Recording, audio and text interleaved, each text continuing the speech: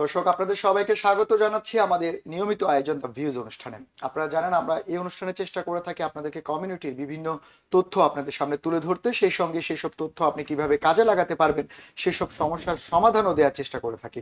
তা এই লক্ষ্যে আজ আমরা আলোচনা করব দুটো বিষয় নিয়ে। আমাদের প্রথম বিষয় হচ্ছে যে বাড়ি কেনা বেচায় যে লোকেশন একটা ফ্যাক্টর, এই লোকেশন ফ্যাক্টর বা লোকেশনের সঙ্গে আরো অনেক বিষয় জড়িত থাকে, সেগুলো নিয়ে আমরা কথা বলবো। এবং আমরা অনুষ্ঠানের দ্বিতীয় ভাগে আমরা আলোচনা করব যে এনওয়াইপিডির অক্সিলিয়ারি ফোর্সে আপনি জয়েন করার পরে আপনার কেরিয়ার কিভাবে আপনি ডেভেলপমেন্ট করবেন, কি কি কাজে লাগবে সেই সব বিষয় নিয়ে। শুরুতেই আমরা আলোচনা করব বাড়ির লোকেশন সহ বিভিন্ন বিষয় নিয়ে। আপনারা জানেন যে এই মুহূর্তে বাড়ি কেনা বেচায় অনেকের আগ্রহ রয়েছে, তাই আমরা এই বিষয়টা নিয়ে কথা বলবো। আর এই বিষয়টা নিয়ে কথা বলতে আমাদের স্টুডিওতে উপস্থিত আছেন আমাদের সবার প্রিয় আমাদের যে রিয়েলিটর উনি মির্জা ভাই। উনি এখানকার একেবারে জনপ্রিয়দের অন্যতম একজন, আপনার আসলে পরিচয় দেওয়ার মতো কিছু নেই। মির্জা মোহাম্মদ ভাই, তো আপনাকে হচ্ছে শুরুতেই যেটা জানতে চাই যে আমি যেভাবে বলছিলাম যে আপনি অনেক জনপ্রিয় একজন মানুষ। আপনার জনপ্রিয়তার প্রথম কারণ হচ্ছে আমরা যতটুকু জানি যে আপনি অনেক কঠিন বিষয়কে সহজভাবে উপস্থাপন করেন এবং বাড়ি কেনা বেচায় এটা খুবই ইম্পর্টেন্ট কমিউনিকেশন স্কিল যেটা আপনার রয়েছে। কিন্তু আমরা আজকে যেটা নির্ধারণ করেছি যে আমরা বলছিলাম যে লোকেশন, তো ঠিক একজন ব্যক্তির যেমন কমিউনিকেশন খুব ইম্পর্টেন্ট, ঠিক বাড়ির জন্য লোকেশনও অনেক বেশি ইম্পর্টেন্ট। যে অনেকের লোকেশনের উপর ডিপেন্ড করে বাড়িটা কি ড্রিম হবে নাকি তার জন্য পেইনফুল হবে সেটা ডিপেন্ড করে। যদি একটু একটু এই ব্যাপারটা একটু মানে আমাদেরকে ক্লিয়ার করতেন যে লোকেশন কেন ইম্পর্টেন্ট বাড়ি কেনা বেচা। Thank you, Shantu. Thank you, TVN24 for inviting me. Actually, বাড়ি কেনার ক্ষেত্রে লোকেশন ইজ এভরিথিং। এখন লোকেশন, ভালো লোকেশন বলতে আমরা কি বুঝি? ভালো স্কুল ডিস্ট্রিক্ট, বেটার কমিউনিকেশন এবং সেফটি নেবারহুড, এবং ফাইনালি যদি বাড়ির রিসেল ভ্যালু ভালো থাকে ওটাকে আমরা বলি যে গুড লোকেশন। এছাড়া আমাদেরকে আরও কিছু মনে রাখতে হয় যে ওই এলাকার ক্রাইম রেট কেমন, এবং সে ওই এলাকাটা অনুন্নত বাট ফিউচার ডেভেলপমেন্ট প্ল্যান আছে, সো এই এলাকাটাকে বেস্ট ধরে আপনি আগাতে পারেন। থ্যাংক ইউ শান্তি। না সেই ক্ষেত্রে আপনি যে টপিকস গুলো বললেন যে এই জিনিসগুলো ইম্পর্টেন্ট, তো সেটা কি বায়ার ঠিক করবে নাকি আপনারা বায়ারকে সেই ব্যাপারে একটু পরামর্শ দিয়ে থাকেন যে এই জায়গাটা গ্রোয়িং ডেভেলপিং হচ্ছে, ভবিষ্যতে আজ থেকে 10 বছর পর এটার ভ্যালু বেড়ে যাবে, সেই জায়গায় আপনাদের আসলে কতটা ভূমিকা থাকে?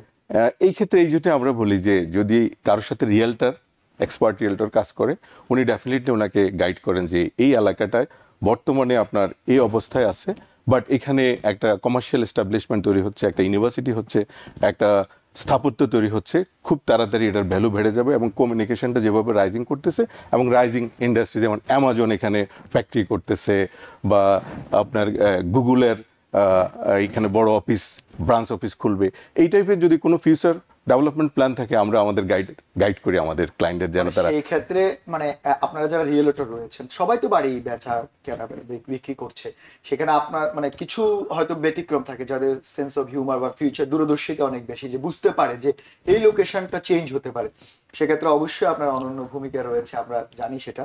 কিন্তু এই ক্ষেত্রে আপনার লোকেশন ঠিক হলো, আপনি আমাকে বললেন এই লোকেশনটা ভালো, সবই ঠিক হলো, কিন্তু আমাদের কমিউনিটিতে একটা বড় সমস্যা সেটা হচ্ছে ডাউন পেমেন্টের ব্যাপারে চলে আসে। যখন আমি লোকেশন ঠিক করলাম, এখন আমি কত টাকা দেবো, দাম তো ডিপেন্ড করে হচ্ছে যে সেটা বিভিন্ন বিষয়ের উপরে, সেটা আমি না গেলাম, কিন্তু এই যে ডাউন পেমেন্ট বা অনেকে আপনারা বললেন, অনেকে বলে জিরো ডাউন পেমেন্ট, একটা সারপ্রাইজিং ব্যাপার যে বাড়ি কিনতে কোনো টাকাই লাগবে না, সেটা যদি একটু ক্লিয়ার করতে হবে। Thank you Shantu. দেখুন, যারা ফার্স্ট টাইম হোম বায়ার তাদের জন্য একটা প্রোগ্রাম আছে এফএইচএ, ফেডারেল হাউজিং অথরিটির লোন। এটার ডাউন পেমেন্ট কিন্তু শুরু হয় 3.5% দিয়ে, এটা অলমোস্ট জিরোর কাছাকাছি। তারপরে আরও কিছু প্রোগ্রাম আছে, যেমন ইউএসডিএ নামে একটা প্রোগ্রাম আছে, রুরাল এরিয়া, এরা জিরো ডাউন পেমেন্টে আপনাকে বাড়ি দিয়ে থাকে। এছাড়া কমার্শিয়াল আরও কিছু প্রোগ্রাম আছে, ল্যান্ডাররা কিছু প্রোগ্রাম আছে, যে ওনারা যেটা করে সেটা হলো, মনে করেন মানে আপনি বলছেন মানে যারা ইন্টারেস্টের ব্যাপারে তারা তখনই দেয় তাদের পছন্দ মতো জায়গাগুলোতে, যদি যেমন আপনি একটু আগে বলে রুরাল এরিয়াতে যেখানে হয়তো গভর্নমেন্ট চাচ্ছে যে আপনি এখানে লোকেশন মানে রেসিডেন্সিয়াল গড়ে উঠুক, সেখানে গভর্নমেন্ট আপনি বলছেন সহায়তা করে। এছাড়া কিছু কমার্শিয়াল যে লেন্ডার আছে এরা কিন্তু কিছু গ্র্যান্ড প্রোগ্রাম দেয়, এই গ্র্যান্ডটাকে আপনি ডাউন পেমেন্ট হিসেবে ইউজ করে কিন্তু আপনি বাড়ির মালিক হয়ে যেতে পারেন। বাট এই ক্ষেত্রে আপনাকে আরেকটা জিনিস খেয়াল রাখতে হবে, দেখুন আপনি যখন ডাউন পেমেন্ট কম দিবেন সেক্ষেত্রে কিন্তু আপনার মান্থলি ইনস্টলমেন্টটা আর একটু এটা তো বেড়ে যায়। সেন্স, কমন সেন্সের ব্যাপার যে আপনি যত কম দিবেন ওইদিকে আপনার লোনটা বেশি থাকবে, ইনস্টলমেন্ট পেমেন্ট কিন্তু একটু বেশি। মজার ব্যাপার হচ্ছে যে আপনি কিনতে পারবেন, মানে হতাশ সবার কিছু না। নো নো নো, বাড়ি देयर इज কিনে- লট অফ প্রোগ্রাম। আচ্ছা, আরেকটা যে অনেকে আমাদের সমাজে ব্যবস্থা, আপনি যেটা বললেন যে ইন্টারেস্ট রেটের একটা ফ্যাক্টর চলে আসতেছে, যে অনেকে আপনি বললেন যে কম ডাউন পেমেন্ট দিলে কিন্তু বেশি টাকা পরবর্তীতে দিতে হবে, কিন্তু এই ইন্টারেস্টের ব্যাপারে আমাদের কমিউনিটির অনেকে অপেক্ষা করছেন যে ইন্টারেস্টেড ডাউন হবে, ইন্টারেস্টেড কমবে। তো এই যে ইন্টারেস্টেড কমার যে চিন্তাটা, সেটা তো ইন্টারেস্টেড কমে ঠিকই, কিন্তু আবার ওদিকে বাড়ির দাম বেড়ে যায়। এটা যদি একটু বলতেন যে আসলে এটা কি ওয়েট করাটা উচিত, নাকি আপনার পছন্দ মতো বাড়ি পেলে আপনি এটাকে গ্র্যাব করা বুদ্ধিমানের কাজ? দেখুন ইন্টারেস্ট রেট কিন্তু অনেকগুলো ফ্যাক্টরের উপর নির্ভর করে। একটা বড় ফ্যাক্টর হলো ফেডারেল রিজার্ভের নীতি। যখন আপনার রিজার্ভ বেশি থাকে তখন কিন্তু ইন্টারেস্ট রেট কম হয়। আবার দেখেন লেন্ডারদের বোরোইং কস্ট, যেমন দেখেন অনেক সময় দেখেন আপনি যখন আপনার ডিপোজিট অ্যাকাউন্টে টাকা রাখবেন দেখে 3% ইন্টারেস্ট পাচ্ছেন, দ্যাট ইজ এটা কিন্তু বড়ুয়াদের বোরোইং কস্ট। তো বোরোইং কস্ট বেশি হলে ইন্টারেস্ট রেট বেশি হয়। আবার অনেক সময় দেখবেন ইনফ্লেশন যখন বেশি হয় ইন্টারেস্ট রেট বেশি হয়।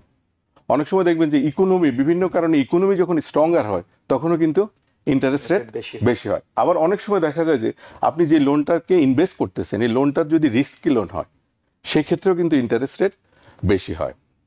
এখন যদি আপনি স্পেসিফিক আমাকে বলতে বলেন যে ইন্টারেস্ট রেট সম্পর্কে, আমি আপনাকে স্পেসিফিক বললে আমি বলতে পারি কোভিডের মতো 2.5% ইন্টারেস্ট আর কখনো আসবে না, এটা অ্যাবসার্ড, এটা আসবে না। ইন্টারেস্ট রেটটা আপনার 5.5 থেকে 6.5 এর মধ্যে ঘোরাঘুরি করবে। আপনি যদি রেডি থাকেন এবং মেন্টালি প্রিপারেশন থাকে, আপনি আপনার স্বপ্নের বাড়ি অথবা ইনভেস্টমেন্টের জন্য যে প্ল্যান করতেছেন আপনি করে ফেলেন। Later there is a chance to refinance, আপনি ইন্টারেস্ট কমলে রিফাইন্যান্স করতে পারবেন। মানে তার মানে এরকম একটা বিশাল একটা সুযোগ থাকে, মানে অনেকে ভাবছে এখন আমি বেশি ইন্টারেস্টে বাড়ি কিনবো কিনা, কিন্তু আপনি বলছেন যে যদি কিনে ফেলেন, যদি ইন্টারেস্টেড ফেডারেল গভর্নমেন্ট কমায়, যেটার উপরে আপনাদের কারো হাত নেই, কারণ এটা তো হচ্ছে একটা গভর্নমেন্টের পলিসি, রাইট, সেক্ষেত্রে আপনি বলছেন রিফাইন্যান্স করা যায় ইজিলি, এবং সেক্ষেত্রে তার ইন্টারেস্টেড মানে কমেরটার সঙ্গে অ্যাডজাস্ট হয়ে যাবে, তখনকার রেটে চলে আসবে। It's a very good news, because অনেকে চিন্তা করছে যে আমি পরে কিনবো করবো, কিন্তু মজার ব্যাপার আপনি আরো ভালো বলতে পারবেন, ইন্টারেস্টেড যখন কমে যায় তখন বাড়ির প্রাইস অটোমেটিক্যালি বেড়ে যায়, যারা বিক্রি করে তারা তো জানে যে এখন অনেকের আগ্রহ থাকবে। আচ্ছা, বাড়ি কেনার ক্ষেত্রে আরেকটা জিনিস, সেটা হচ্ছে যে খরচের কিছু ব্যাপার থাকে, যেমন আমরা যেটাকে বলছি হাইডিং কস্টের মতো, বা এমন কিছু খরচ যেটা আসলে মানে সামনে হয়তো বোঝা যাচ্ছে না কিন্তু দিতে হয় অনেক বড় অঙ্কের। যেমন তার মধ্যে আছে আপনার যেমন ওনার পলিসি, লেন্ডার পলিসি, দুটো বড় একটা খরচের ব্যাপার আছে। এই খরচটা কেন করতে হয় আর এটা আসলে কি, মানে জিনিসটা যদি একটু বলতেন। অন্যান্য খরচের তা তো সবাই জানে, কিন্তু এটা একটু যদি আপনি এক্সপ্লেন করতেন। থ্যাংক ইউ শান্ত। আপনি বলতেছিলেন যে ক্লোজিং কস্টে দুইটা বড় পার্ট থাকে, একটা হলো ব্যাংক পার্ট আর একটা হলো টাইটেল পলিসি পার্ট। এই টাইটেল পলিসি পার্টেই ওনার পলিসি এবং লেন্ডার পলিসি নামে দুইটা ইন্স্যুরেন্স কিনতে হয়। এখন আপনি যদি কোশ্চেন করেন যে লেন্ডার পলিসি বা ওনার পলিসি জিনিসটা কি, সে মনে করেন আপনি যখন এই যে বাড়িটা কিনবেন, এই বাড়িটা কোনো একদিন ল্যান্ডে ছিল, ল্যান্ডের উপরে কেউ একজন বাড়ি নির্মাণ করছে, ওনার হয়েছে, পরে তার প্রফেশনাল খাতিরে বা অন্য কোনো কারণে হোক সে মুভ করার জন্য বাড়িটা হয়তো বিক্রি করছে এ থেকে বি এর কাছে, বি থেকে সি এর কাছে। এইভাবে দেখেন নিউ ইয়র্ক শহরের বাড়িগুলো 1910 সাল থেকে 1950 সাল অনেক পুরনো, অনেকবার 2025 পর্যন্ত হয়তো 30 বার হাত বদল হয়েছে, উই নেভার নো। এখন যদি মনে করেন কোথাও যদি এটার মালিকানায় কোনো ত্রুটি থাকে, অর্থাৎ এক্স এর বাড়ি ওয়াই বিক্রি করে ফেলছে, কোনো কারণে এটা হয় না, যদি হয়ে থাকে হ্যাঁ, তখন কি হবে, এই ওনার পলিসি আপনাকে কভার করবে, ওই যে এই যে রিস্কটা আছে এই রিস্কটা কভার করে ফেলবে। কোন রিস্কটা? সে আপনি বাড়ি কেনার সময় আপনি তো 20% ডাউন পেমেন্ট দিচ্ছেন, সো একটা বাড়ি যদি 1 মিলিয়ন হয় আপনি 20% $2 লক্ষ আপনি জমা দিচ্ছেন। এখন মালিকানার বিরোধের কারণে কিন্তু আপনি অনেকটা হারাতে বসেছেন, বাট এই ওনার পলিসি থাকলে এই ওনার পলিসির কারণে আপনি কভার্ড, আপনি আপনার যে লসটা সেটা কভার হয়ে যাবে। সেম থিং, আপনি 20% ডাউন পেমেন্ট দিয়েছেন, 80% কে দিয়েছে? ব্যাংক। এখন মালিকানায় ত্রুটি থাকলে ব্যাংকেরও তো রিস্কটা তৈরি হয়ে গেছে, কারণ ব্যাংকও তো তার ইনভেস্টমেন্টটা লুজ করতেছে। তখন এই ব্যাংক একটা লেন্ডার পলিসি কিনে রাখে, ওই লেন্ডার পলিসিটা তার ব্যাংকের যে লেন্ডারদের রিস্কটা এটা কভার করে। তার মানে হচ্ছে এটা অনেক বড় একটা জিনিস, কারণ আপনি জানেন না যে কি হতে পারে। তো এই যে যেমন আপনি অনেক আসলে মানে রিয়েল এস্টেট বিজনেসের অনেক ভেতরের কথা যে আমাদের দর্শককে বলেন থ্যাংক সাধারণত, ইউ, থ্যাংক ইউ। এবং এই জন্য অনেক উপকৃত হয়। যেমন এই জিনিস, এই দুটো জিনিস অনেকেরই জানা ছিল না, বা থাকলেও প্রশ্ন ছিল যে কেন আমাকে এই খরচটা দিতে হচ্ছে। অনেক ছোট্ট অল্প সময়ে অনেক সুন্দরভাবে বলেছেন। কিন্তু এটা তো গেল রেসিডেন্সিয়ালের ক্ষেত্রে। অনেকে চিন্তা করছে যে আমি ইনভেস্টমেন্ট পলিসিতে যাব বা ইনভেস্টমেন্ট প্রপার্টি কিনতে চাই। ইনভেস্টমেন্ট প্রপার্টি বলতে কমার্শিয়াল প্রপার্টি বা আদার।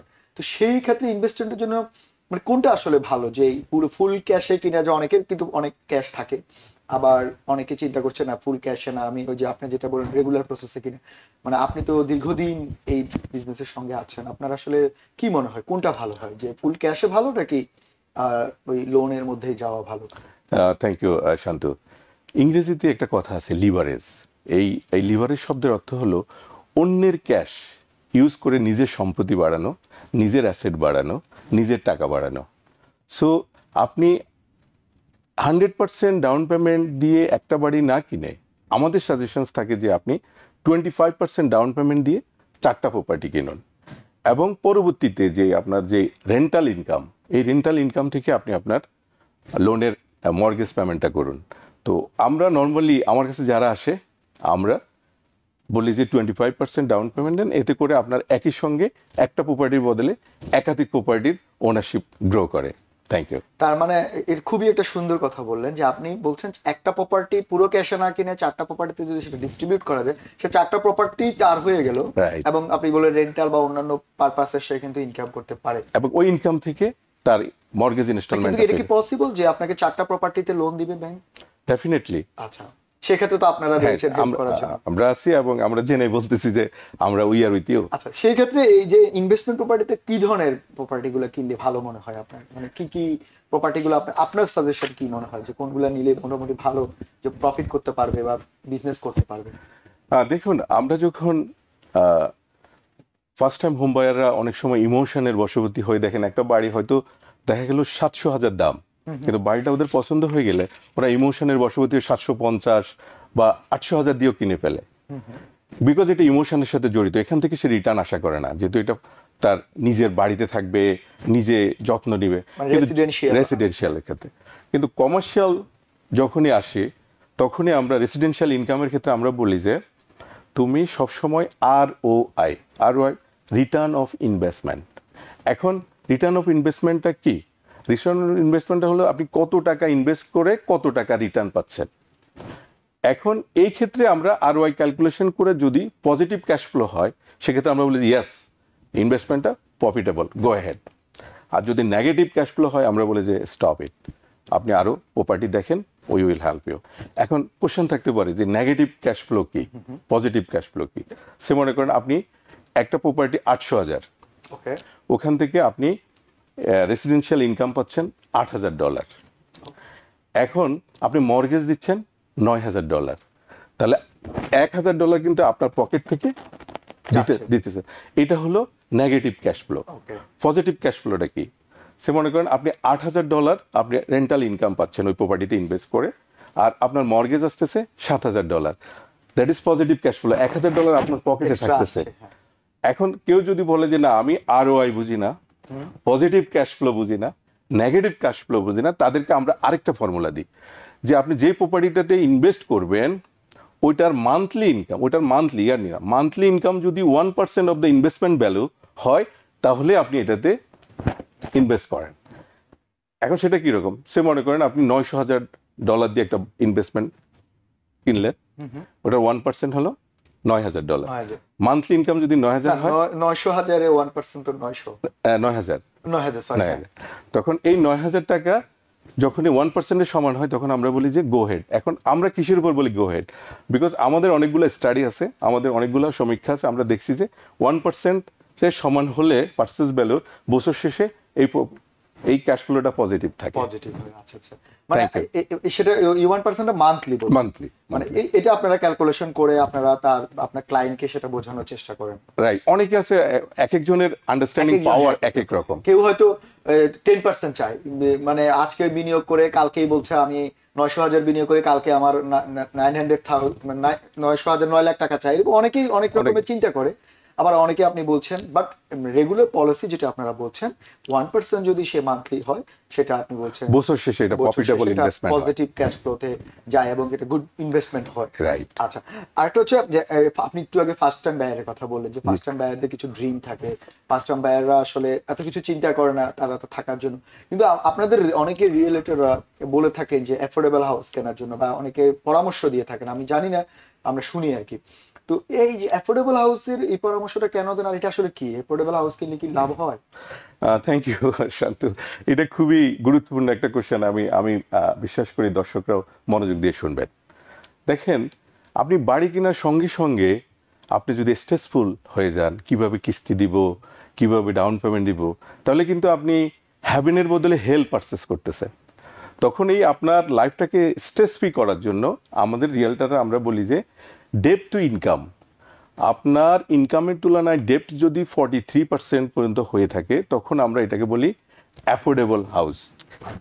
এই অ্যাফোর্ডেবল হাউস কেন বলি, কারণ যখন আপনার ডেপ্ট টু ইনকাম আপনার 43%-এর ভিতরে থাকবে তখন আপনার ইনকামের তুলনায় আপনার লায়াবিলিটি কম, আপনার অ্যাবিলিটি টু রিপে অনেক স্ট্রঙ্গার হয়ে যায়।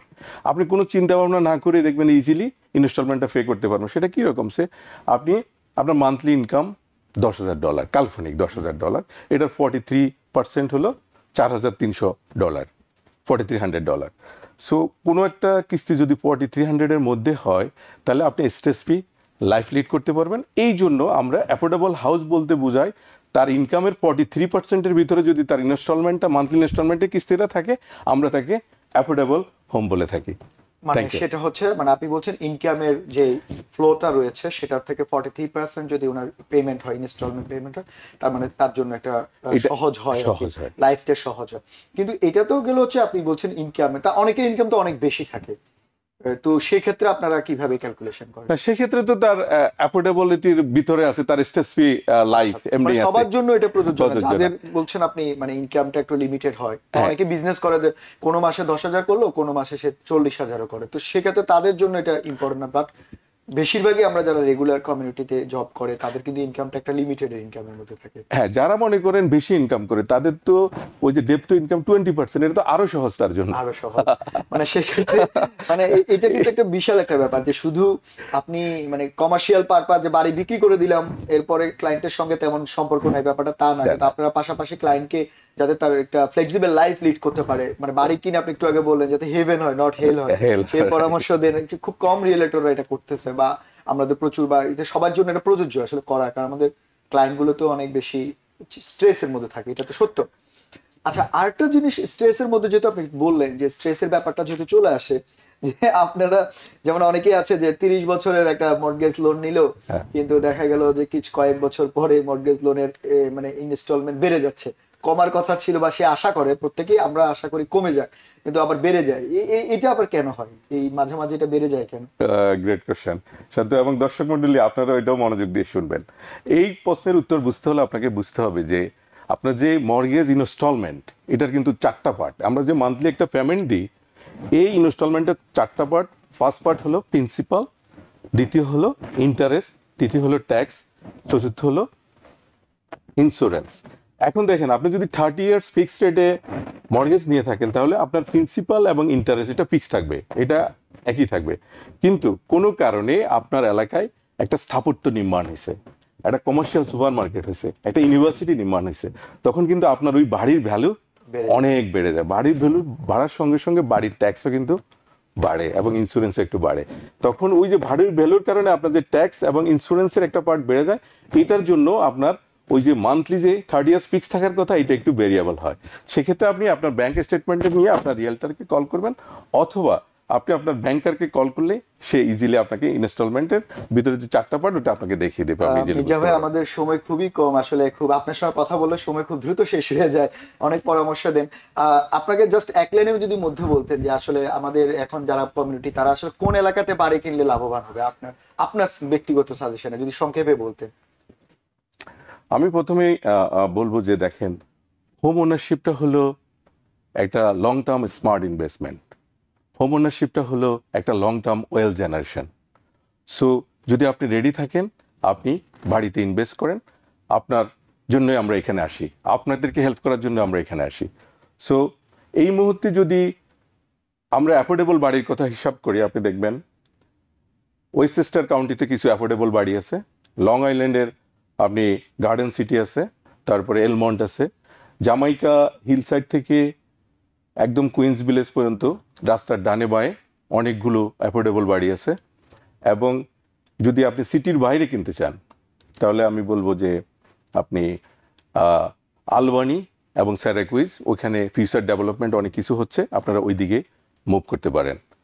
আর এবং সেই সব জায়গাতে মানে আপনি পরামর্শ দিচ্ছেন, এবং আমরা জানি যে আপনার কাছে প্রচুর ইনভেন্টরি আছে, আপনি অনেক বাড়ি নিয়ে কাজ করেন। আশা করি আমাদের দর্শকরা যারা দেখছে আপনার সঙ্গে যোগাযোগ করবে, কারণ আপনি যেভাবে স্পেসিফিক জিনিসগুলো বলছেন হয়তো তারা উপকৃত হবে, কারণ অন্যান্য রিয়েল এস্টেটের সঙ্গে এটাই আপনার পার্থক্য থাকে। ধন্যবাদ মির্জা ভাই আমাদেরকে সময় দেওয়ার জন্য।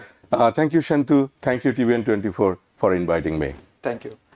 দর্শক আপনাদেরও ধন্যবাদ। আমরা একটা ছোট্ট বিরতি নিচ্ছি, বিরতি কোথাও যাবেন না, বিরতির পর ফিরে এসে আমরা অন্যান্য বিষয় নিয়ে আলোচনা করব। ধন্যবাদ সবাইকে।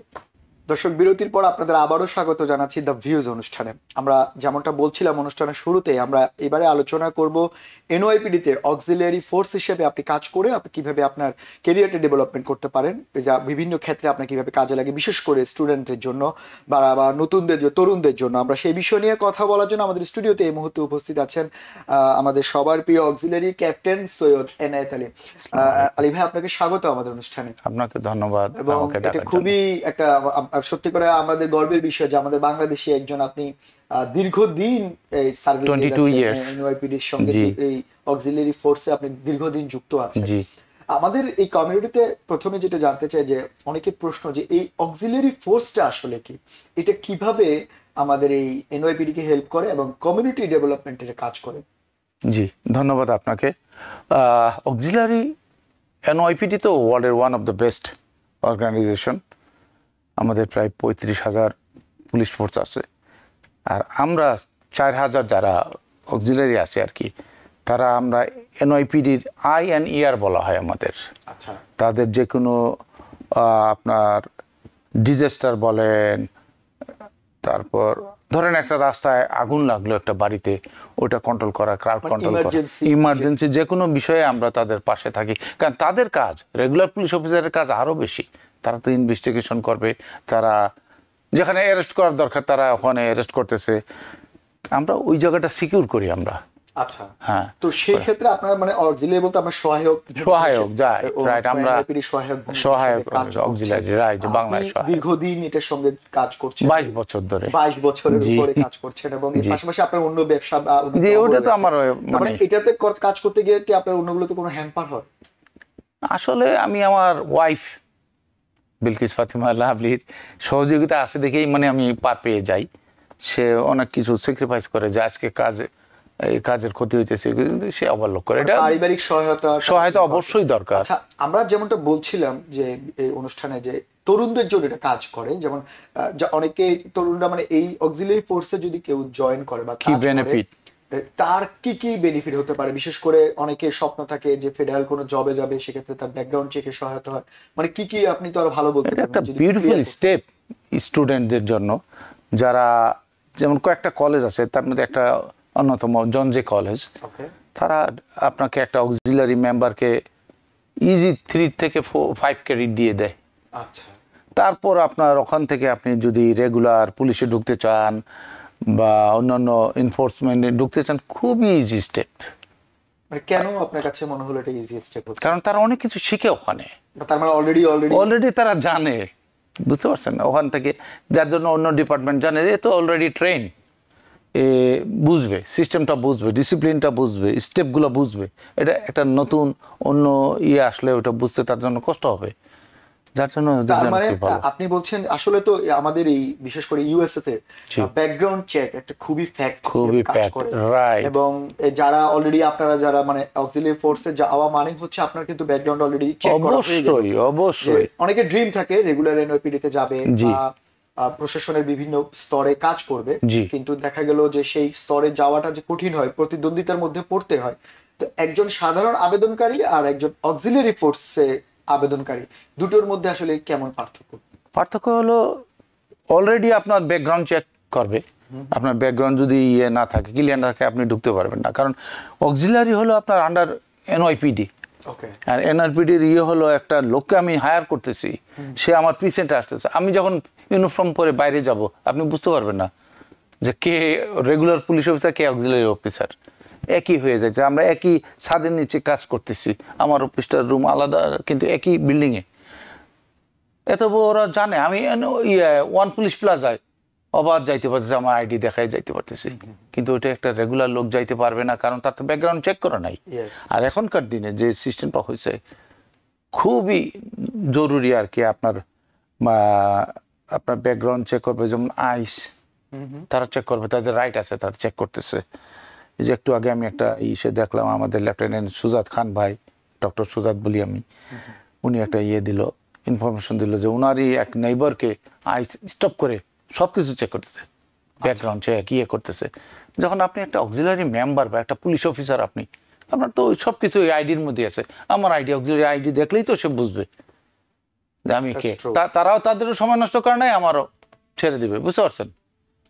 তার মানে হচ্ছে আমাদের এই কমিউনিটিতে বর্তমান সময়ে ইমিগ্রেশনের যে একটা অস্থির অবস্থা চলছে, পাশাপাশি অনেকে যারা নাগরিকত্ব নিতে যায়, তো নাগরিকত্ব নেওয়ার জন্য তাদের কিছু প্রসেস রয়েছে, এবং আপনি বলছেন যে যদি এই অক্সিলারি ফোর্সে যদি কেউ জয়েন করে, তার জন্য অনেক সহজ হয়।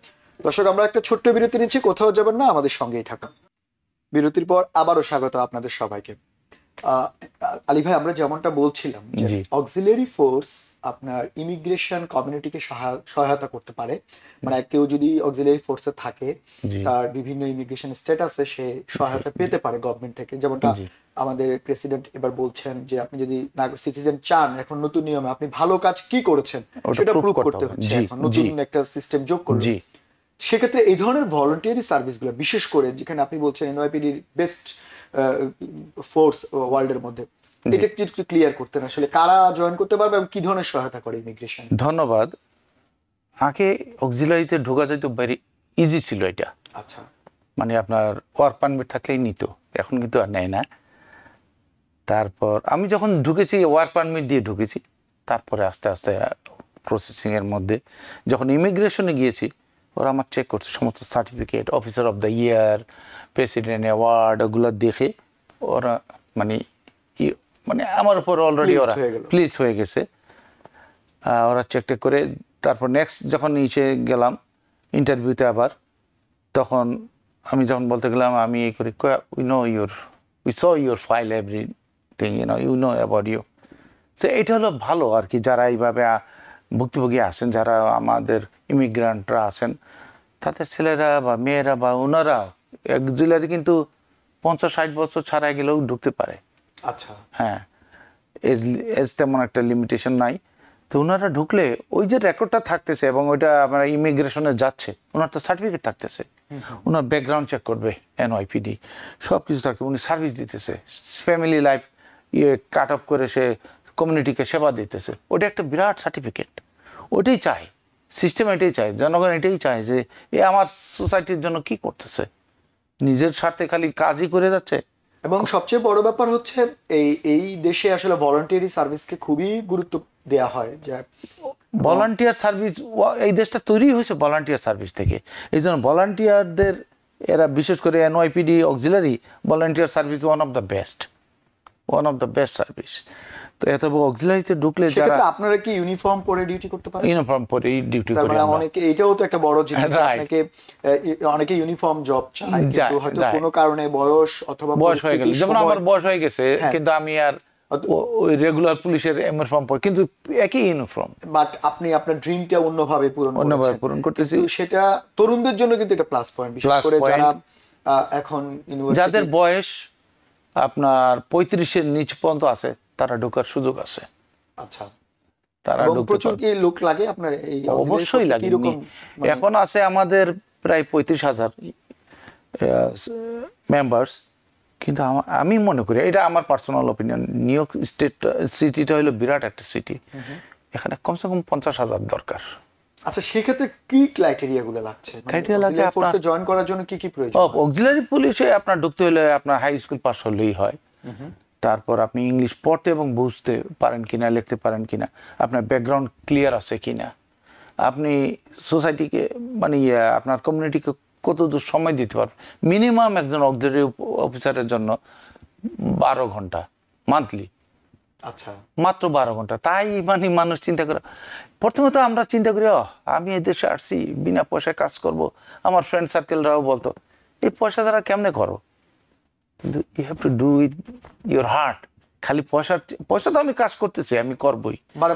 মাসে 12 ঘন্টা তো এমন কোনো আমাদের জন্য বেশি, আমি যেমন অক্সিলারি ক্যাপ্টেন, আমাদের জন্য আলাদা। আমরা কিন্তু যারা রেগুলার জাস্ট নতুন অফিসার হয়েছে তাদের জন্য 12 ঘন্টা মিনিমাম 12 ঘন্টা মাসে বাইর করতে হবে। হ্যাঁ, করতে হবে। তার এটাতে সে যে বেনিফিটটা পাচ্ছে, হ্যাঁ এক্স্যাক্টলি, যেটা আমি বলতেছি এটা অফ দ্য বুকে বলি, যে অনেক জায়গায় আর কি ওভারলোক করে ছেড়ে দেয়। যেমন এখন যদি ওই যে আইস আমাকে থামায়, আমার আইডি দেখবে, দেখলেই বুঝবে যে আমি একজন অক্সিলারি মেম্বার, অলরেডি রেসপেক্ট করবে, ছেড়ে দেবে, শিল ক্যারি করতে পারবে। একজন auxiliary officer handcuff of duty handcuff carry করতে পারে। কোথাও যদি কোনো সিরিয়াস হয় এবং মনে হয় যে ওকে আমি হ্যান্ডকাপ লাগাই, আমি রেগুলারদের ডাক দেবো, সে কিন্তু হ্যান্ডকাপ লাগাইতে পারে ওখানে। তার মানে পুরো একেবারে এনওয়াইপিডি রেগুলার মতো দায়িত্ব পালন করে। এনওয়াইপিডির রোল পাশাপাশি মানে যে জিনিসটা সবচেয়ে বড় ইম্পর্টেন্ট, যেটা আপনি বারবারই বলছেন, সেটা হচ্ছে যে এটা ক্যারিয়ার ডেভেলপমেন্ট। ক্যারিয়ার ডেভেলপমেন্টের জন্য, ইয়াং জেনারেশনের জন্য ভালো। মানে যে কোনো জবে যদি অ্যাপ্লাই করে থাকে এবং যদি তার ব্যাকগ্রাউন্ডে এরকম প্রমাণ থাকে যে উনি কয়েক বছর ধরে এনওয়াইপিডি কে অক্সিলারি। আমি রিসেন্টলি একটা ছেলে, কামরুল ইসলাম, ও আমার অক্সিলারি ছিল অনেকদিন। ও ব্যাংকে জব করতো, কখনো এয়ারপোর্টে জব করতো। সে আমাকে বললো, আমি আঙ্কেল ডাকে, কেন আমার মেয়ের থেকেও ছোট। তো ওকে বললাম যে তুমি অ্যাপ্লাই করো এনওয়াইপিডিতে। ও অক্সিলারি থেকে এনওয়াইপিডিতে ইয়ে করার পর চান্স পেয়ে গেছে। এবং ওর গ্র্যাজুয়েশনে আমি মেডিসিন স্কয়ার গার্ডেনে গেছিলাম, কারণ ওর বাবা নাই, ওর আম্মা গেছিল, বোন গেছিল। কদিন পরে ও আমাকে বললো, আঙ্কেল আমি কি সে অ্যাপ্লাই করবো কাস্টমসে? আমি করো। ও ঠিকই করছে, করে এবং ওখান থেকে সুইচ করতে তার অসুবিধা হয় না। সে কিন্তু এখন জেএফকে তে টার্মিনাল 7-এ থাকে, সে কাস্টম অফিসার। মানে খুব দ্রুত কারণ প্রমোশন গুলো। হ্যাঁ, ওই স্টেপটা কিন্তু ওই এনওয়াইপিডি অক্সিলারি ওখান থেকেই শুরু হয়েছে আপনার। আপনি যদি প্রাথমিকভাবে পাস না করেন, আপনি কেমনে স্কুলে যাবেন, কেমনে কলেজে যাবেন, কেমনে আপনি ইউনিভার্সিটিতে যাবেন? এটাই হলো পাঠশালা। আপনার মক্তব বলেন, পাঠশালা বলেন, যাই বলেন, এটাই হলো প্রাথমিক স্টেপ। না এটা খুবই, মানে আমরা সাধারণত অনেক বিষয় নিয়ে আমাদের দ্য ভিউজ অনুষ্ঠানে আলোচনা করি, কিন্তু এইটা আমাদের কমিউনিটির জন্য অনেক উপকার হবে। বিশেষ করে জি অবশ্যই আমি বলবো আমার নিউ জেনারেশন তারা করুক, তাদের ওই এক্সট্রা টাইমটা বাজে ভাবে, মানে আমি বাজে বলি না, নষ্ট না করে তুমি মাসে 12 দিন দাও, 12 ঘন্টা যদি দাও, টাইম দাও, তোমার ফিউচার তুমি গড়তেছো, তোমার রেজুমিতে ঢুকতেছে যে you are part of the NYPD. হ্যাঁ, এটা তার বলো, বাপ মার জন্য বলো, তার জন্য বলো, তার ফিউচারের জন্য ভালো। That's a big achievement. আচ্ছা এনায়েত ভাই, আমরা একটু অন্য ট্র্যাক, আপনার আরো একটা পরিচয় আছে যেটা হয়তো আমাদের অনেক দর্শকই জানে না, বা অনেকে যারা আপনাকে চেনে তারা জানেন। আপনি কিন্তু বক্সিং এর ন্যাশনাল অ্যাওয়ার্ড প্রাপ্ত বাংলাদেশে, আপনি সাফে পুরস্কার জিতেছেন, মানে বক্সিং এ 3বার পুরস্কার জিতেছেন সাফে। It's a big achievement. আসলে সাফ তো আমাদের বাংলাদেশের যে দক্ষিণ এশিয়ার অলিম্পিক বলা হয়। একটু যদি ওই জায়গাটা বলতেন যে এই যে বক্সিং বা এই যে স্পোর্টস, সেটার আসলে এই এখন কি অবস্থা, বা আপনি এখানে আসলে কমিউনিটিতে কোনো এইভাবে এগুলো নিয়ে কাজ করছেন? ধন্যবাদ আপনাকে আরেকটা সাইড আমার নিয়ে আসার জন্য। আপনার আমি প্রাউড বোধ করি, আমি একজন বাঙালি, বাংলাদেশি। ছোটবেলায় স্কুলে বুলি হইতাম। খুলনায় যারা থাকেন তারা জানেন যে বিকেএস স্কুল যেটা ভর্তি হয়েছিলাম, খুবই মানে ফেরোসাস স্টুডেন্টরা আসতো। আমি বড় ভাই এবং আমার মেজো ভাইয়ের কাছে শিখছিলাম যে স্কুলে স্টুডেন্ট খারাপ ছিলাম না, ভালো, যে ফার্স্ট বেঞ্চে বসবি, স্যারের সাথে কাছাকাছি থাকবে, সব শুনতে। ফার্স্ট বেঞ্চে বই রাখার পরে একটু বাইরে এসে দেখি বই ফ্লোরে। হ্যাঁ, যে এরিয়াটা স্কুল, তারা খুব ডেঞ্জারাস ফলোয়ান ছিল। ক্লাস 6-এ না 5-এ পড়ি যেন। তারপর এসে বইটই উঠে পিছনে যেয়ে বসতাম, খুব থ্রেট পাইতাম আর কি। আমি আমার মেজো ভাইকে বললাম, সে একটু ছিল আর কি, তাকে বললাম। বলার পরে সে বলে, দেখ আমি তো ওকে সেভ করতে পারি, কিন্তু তুই যে একজন, তোর নিজের সেভ করতে হবে। তখন আমি বললাম, কীভাবে সেভ করা যায়? আমি মারামারি দরদারি ওগুলো লাইক করি না। এই একটা এরিয়ার একটা ইসে যে এক্সারসাইজ শুরু করলাম, কাউকে জানতে দিইনি, আব্বা আম্মা কেউ জানে না। ভোরবেলা উঠে তারপর দেখলাম ওখানে একজন স্বামী নাম এলো মানে এইভাবেই তারপর নিজেকে সেভ করতে গিয়ে আপনি এইটাতে জয়েন করলেন। যখন বক্সিং শুরু করলাম আমার 2-1 মাসের মধ্যে শারীরিক চেঞ্জ হলো, ওরা বুঝতে পারলো যে কিছু একটা করে, আর বদল করতো না ওরা। এরাই যখন আমাদের খুলনা স্টেডিয়ামে বক্সিং কম্পিটিশন হইতো এরাই যাই চিয়ার আপ করতো, যাদের ভয়ে আমি ইয়ে করতাম। তো ওখান থেকে আস্তে আস্তে আমি খুলনা চ্যাম্পিয়ন, খুলনা বিভাগীয় চ্যাম্পিয়ন, তারপর বাগেরহাট মহকুমায় ছিলাম কিছুদিন, ওখানে চ্যাম্পিয়ন। আমার কিন্তু বক্সিং কেরিয়ার প্রথম চ্যাম্পিয়নশিপ শুরু হয় 16ই ডিসেম্বর 1976। 16ই ডিসেম্বর একটা কম্পিটিশন, ওটাই আমি প্রথম চ্যাম্পিয়ন। এরপরে তো আপনি জাতীয় পর্যায়ে গেলাম, BJMC Bangladesh jute mill corporation আমাকে নিয়ে গেল, প্লেয়ার কেনে যে ব্যাপার নিয়ে গেল টাকা দিয়ে। এই শুরু আমার কেরিয়ার। তারপর জাতীয় টিমে চান্স পেলাম, জাতীয় টিমে ক্যাপ্টেন ছিলাম মেলা দিন। তারপর সবচেয়ে হাইয়েস্ট যেটা আর কি বক্সিংয়ের হেভি ওয়েট, যেটা কিনা আগে সবসময় দখল করা ছিল আর্মিদের আন্ডারে, মানে বাহিনীর আন্ডারে, আর্মি, নেভি, পুলিশ। আমি প্রথম সিভিলিয়ান যে কিনা আর্মিকে হারিয়ে হেভিওয়েট টাইটেলটা নিয়েছিলাম 84। তার মানে হচ্ছে যে এইভাবে আপনার উত্থান, এবং আপনি সেই বক্সিং এ শেষ পর্যন্ত আমরা জানি আপনারা আমাদের দেশকে গর্বিত করেছেন। সাফে 3বার পুরস্কার, first sub games, second sub games, third sub games. Ali ভাই, আমাদের সময়টা আসলে খুবই কম, না আপনার সঙ্গে কথা বলে অনেক ভালো লাগছে। হয়তো ভবিষ্যতে আমরা এই ব্যাপারে আলোচনা করব, এবং আপনাদেরকে দেখে বিশেষ করে তরুণ প্রজন্ম আগ্রহী হবে যে এত কিছুর মধ্যে নিজেকে ব্যস্ত রাখছেন, যে বক্সিং থেকে শুরু করে ন্যাশনাল চ্যাম্পিয়ন থেকে এখানে অক্সিলারি ফোর্স, অন্য জবও করছেন এবং ক্যাপ্টেন। আসলে আপনারা অনেকের জন্য আসলে আইডল এবং অনুপ্রেরণা। আশা করি আগামীতে আপনার সঙ্গে আমরা এই ব্যাপারগুলো নিয়ে আরো কথা বলবো। আমাদের স্টুডিওতে আসার জন্য আপনাকে অসংখ্য ধন্যবাদ আপনাকে, এবং ধন্যবাদ TVN 24 কে আমাকে আমন্ত্রণ জানানোর জন্য। এবং আমার নতুন প্রজন্মকে বলবো এবং তাদের বাপ মাকে বলবো, আপনার সন্তানকে দেন, ওরা শুরু করুক, ওরা ডিসিপ্লিন জানুক, এবং তাদের পথ খোলা হয়ে যাবে বিভিন্ন ফেডারেল জব পাওয়ার জন্য। ধন্যবাদ সবাইকে। ধন্যবাদ সবাইকে। দর্শক, আপনাদেরও ধন্যবাদ এতক্ষণ আমাদের সঙ্গে থাকার জন্য। আমরা চেষ্টা করেছিলাম আপনাদেরকে রিয়েলিটর সহ এবং অক্সিলারি ফোর্সের বিভিন্ন বিষয় নিয়ে তুলে ধরতে। আগামীতে নতুন কোনো বিষয় নিয়ে আপনাদের সামনে আবারও হাজির হব। ততক্ষণ পর্যন্ত আমাদের সঙ্গেই থাকুন।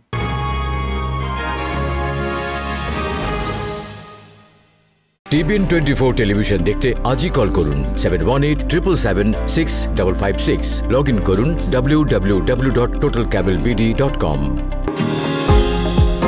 নিউ ইয়র্ক থেকে সম্প্রচারিত TVN 24 টেলিভিশন বিশ্বজুড়ে বাঙালির কণ্ঠস্বর।